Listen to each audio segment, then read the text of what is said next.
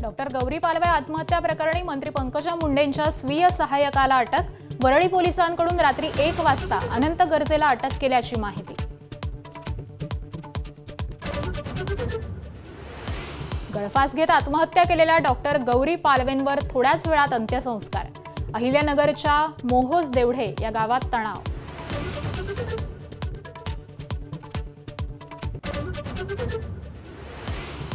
आज मुख्यमंत्री फडणवीस आणि उपमुख्यमंत्री शिंदेंच्या सभांचा धडाका। फडणवीस शिंदेंच्या उत्तर महाराष्ट्रात प्रचार सभा तर अजित पवारांचा मराठवाड्यात निवडणूक प्रचार। गाफील राहू नका, अन्यथा येणारी मुंबई महापालिकेची निवडणूक मराठी माणसासाठी शेवटची असेल। मनसेच्या कोकण महोत्सवात राज ठाकरेंचा इशारा।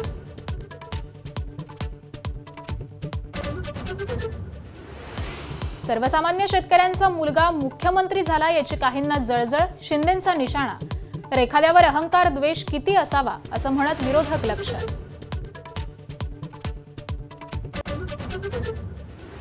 बारामतीत आमच्या उमेदवारांवर दबाव, युगेंद्र पवारांकडून अजित पवारांवर रोख। प्रत्येक उमेदवाराला 20 लाखांची ऑफर दिल्याचाही दावा।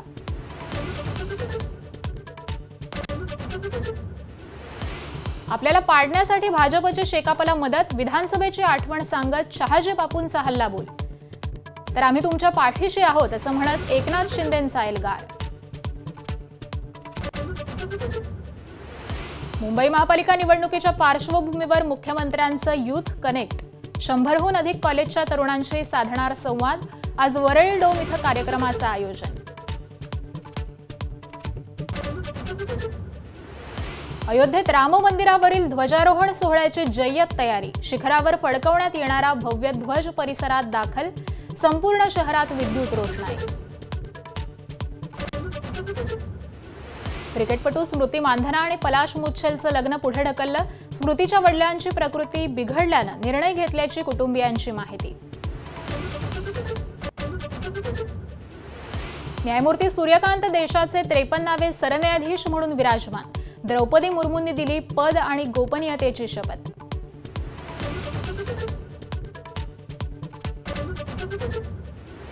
गुवाहाटी कसोटीच्या तिसऱ्या दिवशी टीम इंडियाची चांगली सुरुवात। भारताच्या बिनबाद 45 धावा। दक्षिण आफ्रिकेच्या पहिल्या डावात 489 धावा।